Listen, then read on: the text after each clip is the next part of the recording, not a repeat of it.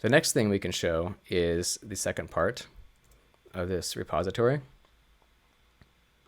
where we have a front end here. And let's just open this up, turn on word wrap. And again, let's do that same trick where we just kind of scan, just get a sense for how long this thing is. Okay, we got some block of JavaScript here. Doesn't look so bad. Here's a function. Click Mike, click Josh, click to refresh, click convert. Okay, so less than 120 lines of code. Not bad. Let's just take a look at what this looks like. So here, it's supposed to be ugly. This is a front end here, and it's just the most bare bones implementation where we're going to be using NEAR Web3 Provider, except this time we're not using the contract abstraction. Essentially, in that first demonstration on the terminal, we were using Web3 ETH contract. Here, the only thing that we're using is NEAR Web3 Provider. That's it. What does this mean? This means that we aren't loading the ABI that knows about what the return is supposed to look like or what the function names are called and what they take. So this means that we are going to be interacting with it, but without that contract abstraction. So we are going to see like a really raw form of what's coming from the EVM. So let's just click refresh here. And note that, okay, so remember that this was Josh's, so this has stayed the same for A8C. You got all these zeros here this time. And the reason why is, again, this is more of a raw form, and this text area has kind of made it a little bit more readable. But this is what you get essentially without converting it into the array. Send transaction from Mike. And we're mainly going to be looking at this right here.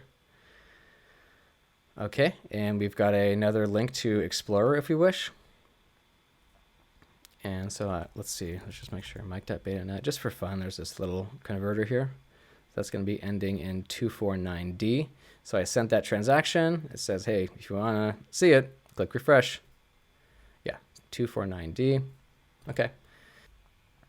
So I hope this gives a little bit of an insight into how you might be able to talk directly to the EVM.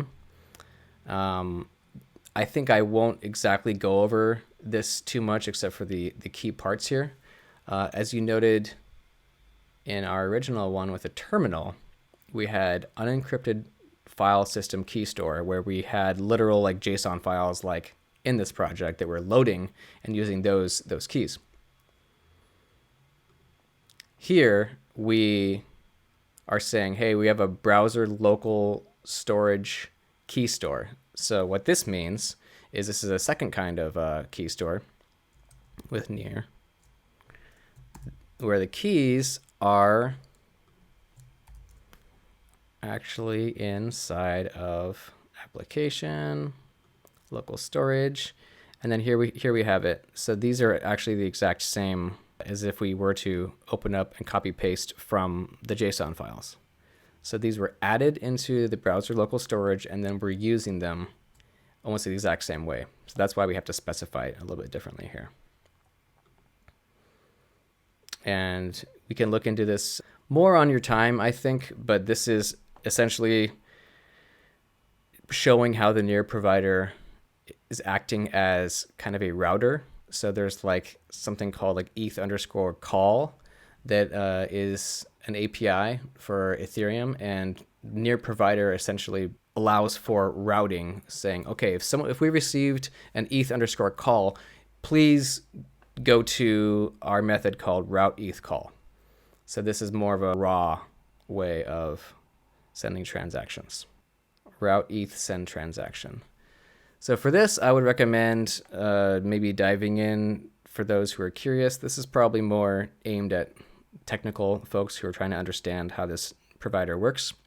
You wouldn't really necessarily need to be calling these in typical workflow, but I think this it helped me to illuminate what is going on. And if you are that kind of person who wants to figure this out, check out the NEAR Web3 Provider repository, also linked in the description. And yes, here we have it clear as day, the private keys for Mike and for Josh.